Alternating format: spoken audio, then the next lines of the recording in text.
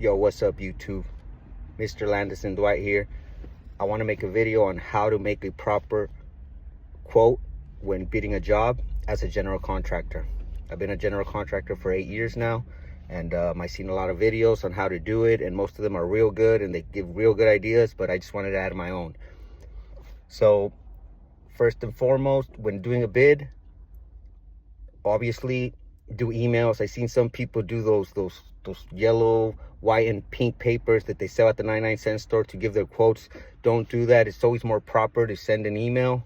That way it's on record for both of you, the client and you can go back and see what it is that you need to fix, or see it is what you guys agreed on, price and everything, and it will stay there, remain there for a long while, just in case they call you back 6 months later. You still have that quote saved.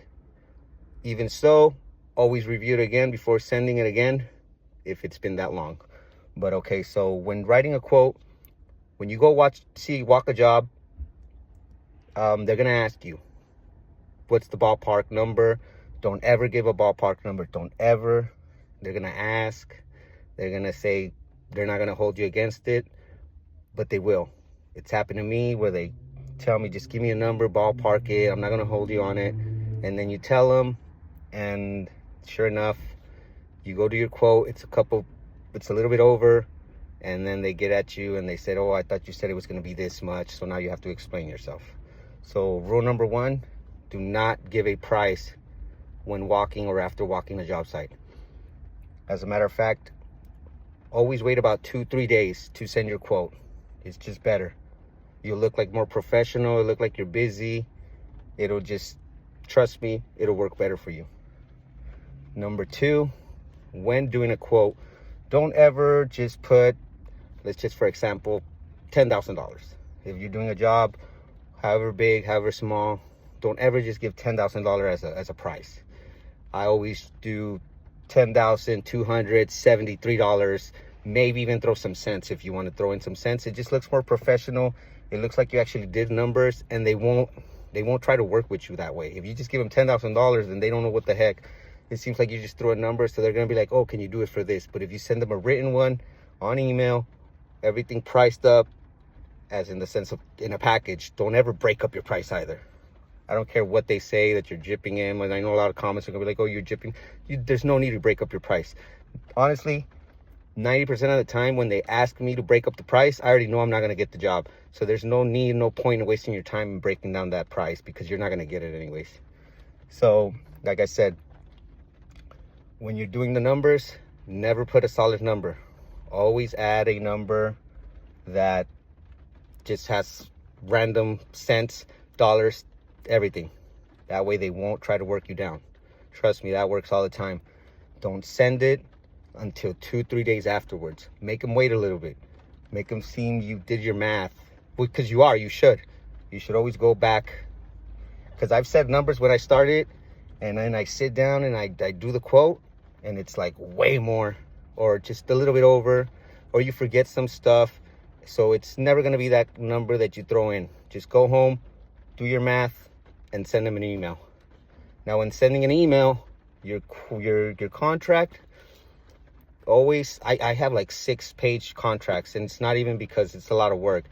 My first page is going to be my logo with my license number. Second page is going to be all my information, email, number, address, all that stuff. I even write like a little paragraph of like the history of the company, and then I put proposed project and I put their address. After that, then I put demo, and I make a list of everything I'm demoing. Then if I'm doing framing, I make a list of all that framing. So you just kind of break it down in those sense, like framing, sheetrock, paint, flooring, and then you just start adding everything that you're gonna do for that. Bunch of stuff you're gonna do for flooring, baseboard, demo, whatever it is that you're doing, you're gonna write it down. That way, trust me, if you do that, it's gonna end up being about 5-6 page contract. The next page, and the next page, the last page, you put the total grand price of it. You specify if materials are included in that price or if they're not, and then you make a little page where both of you will sign. Now, always, I don't care if it's your friend, your family, it's always better to protect yourself and for the client to protect themselves. by making each other sign. It's just better. It'll help friends stay friends forever. Trust me. It doesn't matter if it's your tia, your uncle. Trust me. Make them sign a contract. Send them a contract.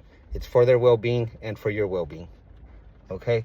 So those are two things that you want to really tackle down when you're giving a bid. Remember, wait 2-3 days to send the bid.